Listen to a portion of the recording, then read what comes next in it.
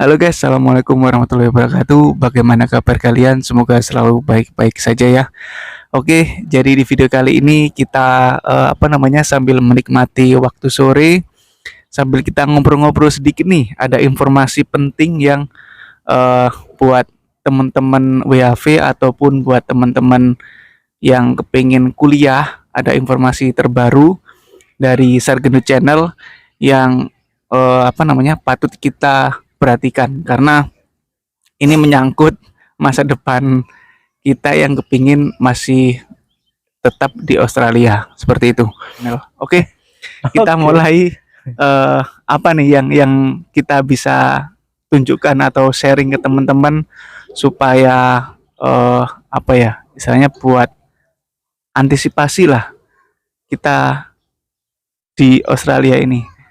Yakin mau student di Australia karena sekarang kondisinya sudah berbeda seperti yang tahun-tahun sebelumnya. Bahkan yang dari WHV pun untuk pindah ke student itu mulai agak gimana gitu. Nanti dijelaskan oleh sama si Sargendut. Oke, silakan Bang. Gimana Bang? Yang jelas Australia yang dulu beda guys dari yang sekarang. Yang dulu aja saya sudah merasakan jadi student itu up and down, jungkir balik. Apalagi sekarang setelah COVID dan di masa-masa inflasi semuanya harga barang naik, tentunya pasti tuition fee juga pasti naik. Terus pertanyaan, apa saja yang bakal kalian punya itu bisa insya Allah saya jawab berdasarkan pengalaman ya. Dan pengalaman, ngomong tentang pengalaman, saya di sini pengalamannya hanya di Darwin, Northern Territory, dan di CDU saja. Saya nggak berani memberi pengalaman di kampus-kampus yang lain, karena saya memang nggak pernah di kampus yang lain guys ya. Saya hanya di CDU saja dan di Darwin saja. Kalaupun ada yang satu memberikan saran untuk kuliah di selain yang pernah kalian alami atau pengalaman kalian, itu waduh, itu sangat berbahaya guys.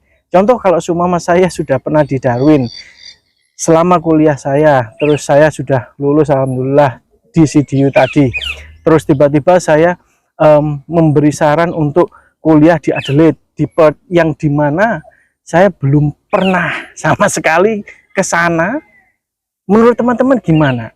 Layak nggak kayak gitu? Ya, seperti yang saya bilang seperti di video sebelumnya, bahwa saya ini nggak berani nge-share informasi yang tidak berdasarkan pengalaman saya. Karena gini, kita yang udah sharing terkait dengan informasi berdasarkan pengalaman saya, itu belum tentu sama dengan apa yang akan dialami oleh orang lain.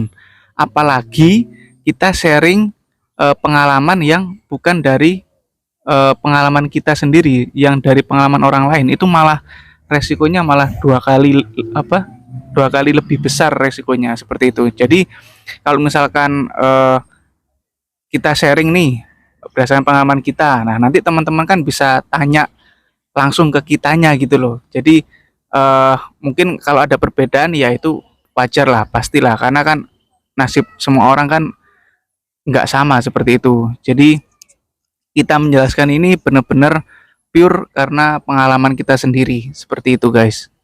Oke, jadi langsung aja ya. Gimana nih isunya ini? Ini udah menjadi isu atau enggak yang terkait dengan visa student ini? Karena katanya isunya itu kok semakin susah untuk apply visa student, apalagi yang dari turis ke student. Itu nih, ini yang lagi rame nih, yang kita di Australia ini lagi rame nih guys.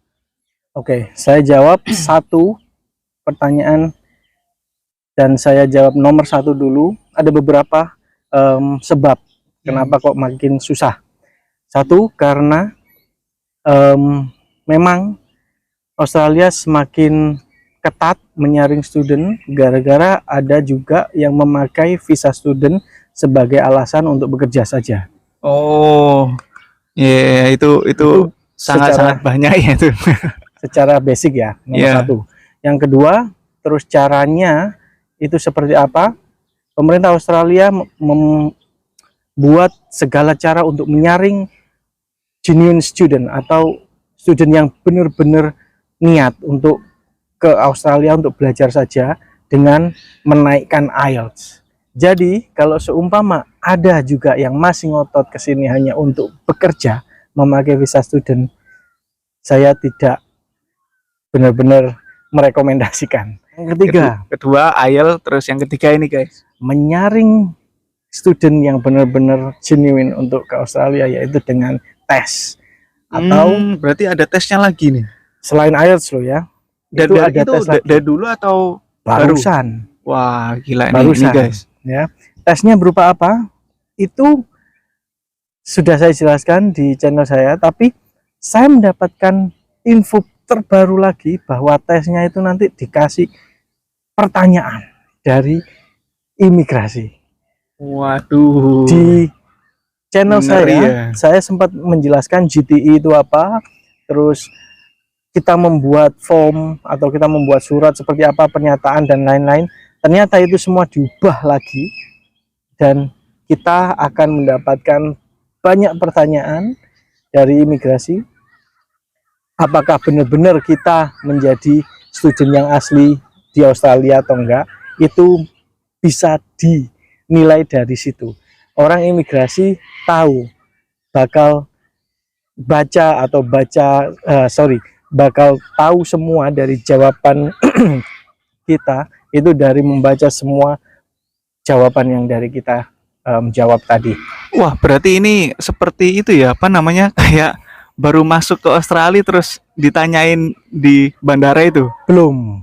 Beda lagi. Ini belum sampai masuk Australia.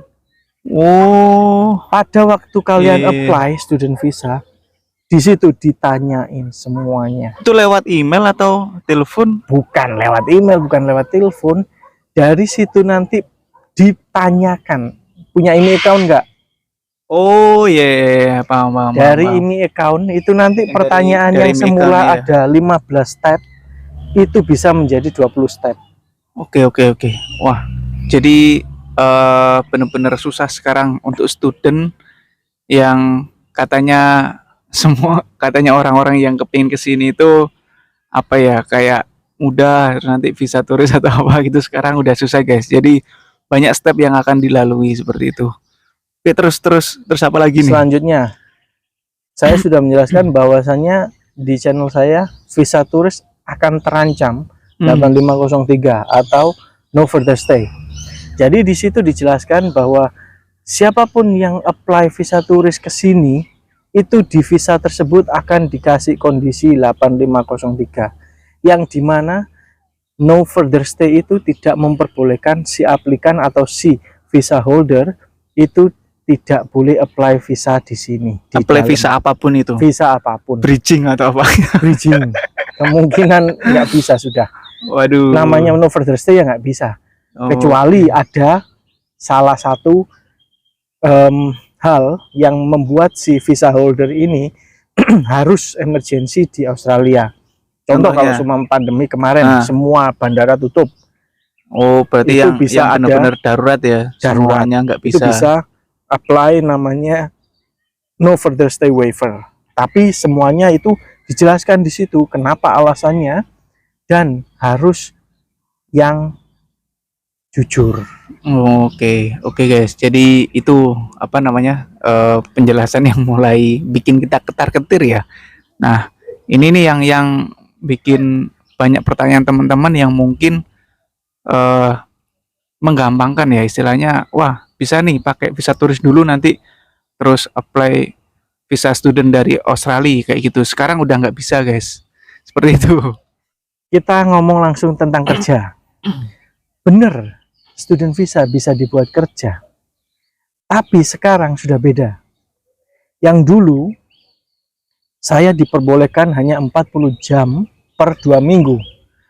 Dan sekarang ada sedikit beda, yaitu tambahan 8 jam, yaitu 48 jam setiap 2 minggu. Kalau student masih dalam jangka waktu kuliah. atau masih dalam masuk kelas atau belum liburan. Tapi kalau sudah liburan, mereka diperbolehkan untuk bekerja full unlimited working hours. Tapi tergantung jurusan juga. Kalau seumpama ya, teman-teman ini bawa dependen, terus kesininya belajar S1, S2, S3, itu dependen itu juga tergantung. Kalau teman-teman S1 dependen, seumpama kamu istri yang kuliah, kamu yang kerja, istri yang jadi student, dan istri boleh full kerja kalau S1, tapi kamu nggak boleh full kerja. Oh, kebalikannya malahan. Kamu tetap 48 jam. Ya kebalikannya berarti. Bukan kebalikannya. Yang depend kan? Yang dependen dulu boleh unlimited working hours. Nah, sekarang nggak boleh. Sekarang nggak boleh. Tapi yang main applicant itu tetap boleh. Boleh full. Ya. Terus dari ini 485 visa. Setelah jadi student itu tadi, kalian apply-nya harus di bawah 50 tahun. Yang apply apa nih? Visa student atau apply PR? Visa kelulusan. Belum PR. Oh, kelulusan. Belum PR ya. Oke. Itu yang sudah lulus. Kalau seumpama kalian yang sudah kuliah di sini kerja mati-matian pada waktu itu, nggak masalah. Tapi pada waktu belum liburan, waktu kuliah, kalau kalian kerja mati-matian 48 jam aja, banyak yang tanya, Mas cukup nggak yang 48 jam atau 40 jam waktu itu dulu? Nah, itu banyak yang nanya kan, uangnya buat, itu. Kalau saya sendiri, pengalaman saya ya, cukup. Itu 40 jam. 40 jam, cukup. Sekarang 48 jam. Okay. Saya seorang diri.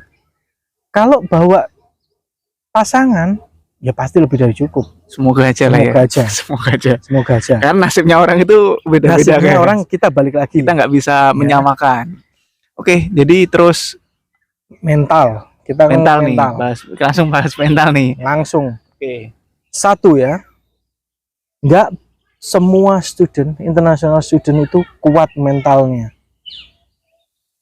Mereka digembleng assignment, mereka digembleng sama kerja, jam kuliah, ditambah lagi satu lagi tuition fee, mikir. Bisa nggak nutut nggak saya bayar tuition fee ini? Semua itu digembleng. Jadi satu. Posisinya kalau kita pas-pasan di sini harus kerja itu sambil mikirin ini uangnya cukup atau enggak buat hidup. Nah itu loh di Australia sama bayar kuliah ini. Meskipun ada keluarga juga pasti punya keluarga sendiri. Ya, kita juga harus memikirkan diri sendiri serta tuition fee kita. Guys, rambut saya banyak yang putih guys. Jadi ya banyak pikiran itu. Pikiran itu nggak gampang. Dan jangan ini ya, jangan salah. Student kalau nggak kuat mental bisa stres loh. Kenapa stres? Banyak beban bos. Beban kalau ditahan sendiri, di sini kan kebanyakan individu orangnya. Iya benar. Belajar sendiri, ngerjain assignment sendiri. Kalian kalau di Indonesia geruduk langsung. Bisa bareng-bareng ya. Bisa bareng-bareng. Itulah bedanya salah satu di sini bedanya nggak bisa, juga. Bos. Mereka lebih suka individu dan lebih tenang belajar secara individu. Itu menurut pengalaman saya ya. Meskipun dapat bantuan dari temen, kadang kita nggak sama gitu loh. Opini kita, seumpama kita setuju di opini B, tapi teman kita menyarankan di opini A untuk menyelesaikan assignment ini, untuk menyelesaikan tugas ini. Jelas beda. Meskipun tujuannya sama gitu loh, mengumpulkan tugas yang sama. Itu mental. Banyak yang kerja malam, siang, sore untuk menutupi semua itu. Jadi apakah masih yakin ya untuk student di Australia? Ya sebenarnya semuanya tergantung masing-masing ya. Karena kemampuan orang kan beda-beda. Kita nggak bisa langsung percaya sama semua influencer termasuk saya juga. Karena apa? Dulu dan sekarang tahun lulusku tahun 2017 Berbeda ya, 19 ya. kondisinya sangat-sangat Itu berbeda. sangat berbeda sama kondisi yang sekarang. Tuition fee aja udah beda harganya ya. Terus jurusan-jurusan juga lebih diperluas. Jurusannya lebih banyak ya. spesifik lagi. Lebih spesifik lagi, berarti lebih mengerucut gitu. Lebih mengerucut. Dan yang paling penting, ini informasi dapat dari mana supaya kredibel seperti itu. Kita lupa tadi untuk menyebutkan Informasi yang mana ini visa student ini bakalan susah, intinya bakalan susah, ini dapat dari mana? Bukan bakalan susah, Gimana? sudah diubah. Ah, itu Ya, bisa mampir ke channel saya mencantumkan websitenya di bawah video atau di kolom deskripsi. nah, itu Langsung ke situ, langsung teman-teman kalau punya cek aja. waktu baca di situ ya. Itu website langsung dari imigrasi yang bisa dipercaya. Jadi Tapi- bukan karena omongan siapa gitu ya, bukan ya. Oke, Tapi mantap. kalau saya ngomong tentang pengalaman, itu pengalaman saya sendiri. Jadi cukup aja sekian. Terima kasih. Jangan lupa nanti kalau ada pertanyaan atau apapun, silakan tulis di kolom komentar. Nanti sebisa mungkin akan kita jawab ya. Nanti saya akan tanyakan ke dia. Terus kalau misalkan saya nggak tahu jawabannya, saya akan tanya ke dia. Kalau saya tahu, saya akan jawab seperti itu. Oke, terima kasih. Saya akhiri. Wassalamualaikum warahmatullahi wabarakatuh.